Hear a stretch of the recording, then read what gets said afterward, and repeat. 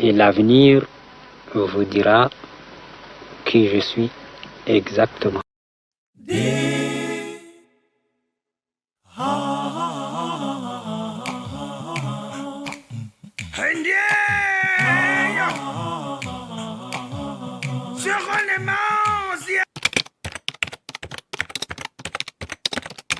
Il m'a fait confiance. La preuve, c'est qu'il m'a nommé ministre des Affaires étrangères. On ne peut pas nommer un ministre des Affaires étrangères n'importe qui si on n'a pas confiance en lui. Il m'a envoyé dans des missions auprès des chefs d'État. Je lui rapportais fidèlement tout ce que les chefs d'État disaient, même quand on dit non, il est trop militaire, il faut aller lui dire de changer. Je lui dis textuellement ce qu'on m'a dit de dire. Je me rappelle, une fois, m'a envoyé en Tunisie rencontrer le président Ben Ali. Parce que Ben Ali se proposait de faire l'intermédiaire entre Hissène Habré et Kadhafi. Je suis arrivé, j'ai dit au président, bon, votre frère Hissène Habré m'envoie vous demander quel est le contour de votre démarche.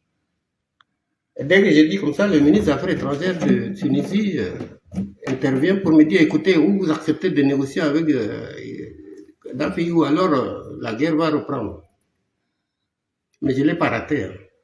Je lui ai dit, monsieur le ministre, je ne suis pas venu aux ordres. Je suis un ministre des Affaires étrangères d'un État souverain. Vous voulez jouer l'intermédiaire entre le président Hissène Habré et Kadhafi, je ne suis pas venu pour recevoir des ordres. Vous jouez ou vous ne jouez pas, c'est votre problème. Ce n'est pas vous qui nous avez aidé à battre les Libyens sur le terrain. Alors, Ben Ali était surpris de l'attitude de son ministre. Il lui aurait dit en arabe, il ne faut pas lui dire des choses comme ça. C'est un arabophone, un Tchadien, il comprenait. C'est après qu'il m'a traduit ça. Mais c'était un échec, parce que c'est après que le roi du Maroc a pris le relais pour réussir à faire rencontrer Kadhafi et Hissène Habré. Bon, donc c'est pour dire que parfois, même Hissène Habré lui-même, parfois, je suis à l'étranger, je fais une déclaration, quand je rentre à N'Djamena, il me dit, je me suis demandé si j'étais à ta place, est-ce que j'allais avoir l'idée que toi tu as eue? Je lui ai dit, camarade président, je suis un officier. Je ne sers pas un certain Hissène Habré. Je sers le Tchad, parce que c'est mon rôle d'officier. Donc, si vous avez confiance en moi, ben je ferai ce que vous-même vous devez faire. L'accord signé entre Toumandai et Kounoukou était arrivé à expiration. Hissène Habré a demandé à 3 juristes, un avocat, Jean-Pierre Côte, un Français.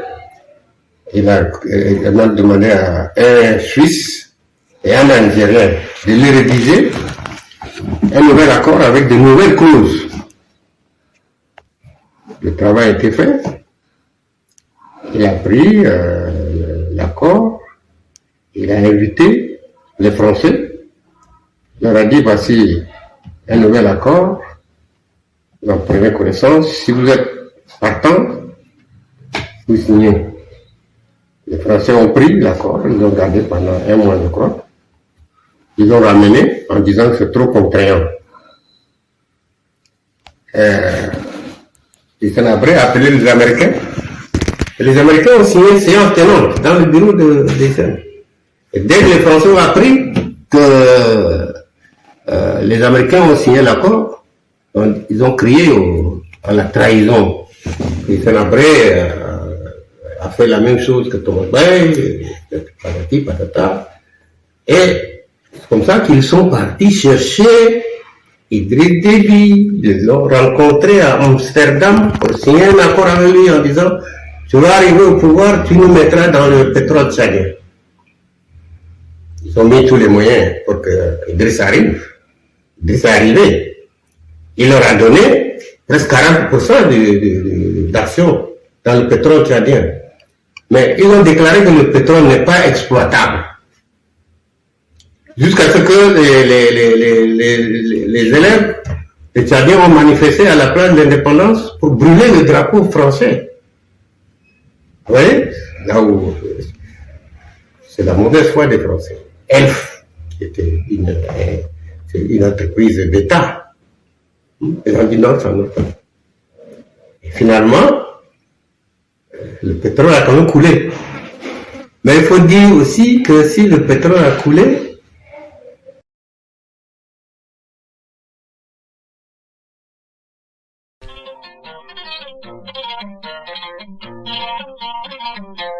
Enfant du Tchad, tu as trop souffert, peuple martyr qui vit dans l'enfer. Enfant du Tchad, tu as trop souffert, peuple martyr. Je suis allé au Cameroun comme beaucoup de membres du gouvernement. Après, j'ai décidé que je vais rentrer. Je vais revenir à N'Djamena. J'ai envoyé ma femme rencontrer Idriss, grâce à Hassan Fadoul qui m'appelle tonton parce que j'ai un intime à son oncle Mahmoud Abdraman. Lui, le petit-fils d'Abdraman. Hassan Fadoul qui dit? Oui. Sa mère est la fille d'Abdraman. Bon, donc, j'ai envoyé ma femme le voir. Il a introduit ma femme auprès d'Idriss.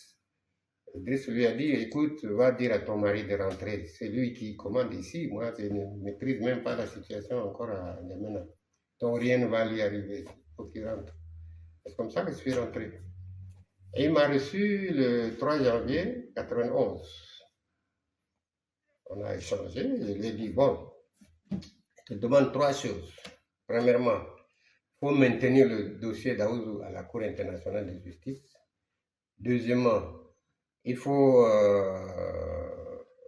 deuxième, là, c'était quoi? Voilà, il faut faire introduire les Français dans le pétrole tchadien. Troisièmement, il faut maintenir et développer le niveau économique que nous avons atteint. Et, intérieurement, il a rigolé. Parce qu'après, quand ses camarades sont arrivés, il dit, mais regardez, Guara, il arrive de Marois, il me donne des conseils, alors que ses camarades attrapent mes pieds pour dire, président, ne m'oublie pas. Les autres, ils ont dit, mais tu ne connais pas, c'est maintenant que tu connais Guara. Guara ne va jamais se mettre à genoux pour te demander quoi que ce soit. Mais nous avons gardé de bonnes relations, jusqu'à ce qu'il soit mort.